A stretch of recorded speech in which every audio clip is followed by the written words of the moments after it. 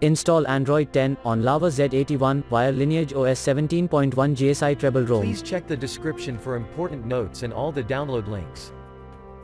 First download ROM and GApps packages, then transfer the downloaded files to the phone storage. Link is in the description below. Step 2. Boot your device into TWRP recovery.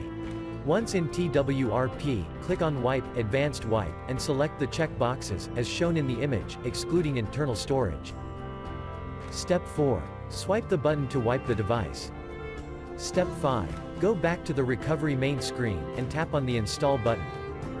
Step 6. Navigate to the storage, and select the ROM zip file. Step 7. Finally, swipe the button on the screen, to install ROM file.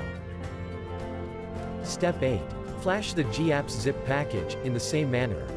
Step 9. After GApps flashing completes, select Wipe Cache and Dalvik from bottom left side of screen, and swipe to wipe. Step 10. When the flashing process is complete, hit Reboot System. That's it, you have successfully installed the ROM on your device.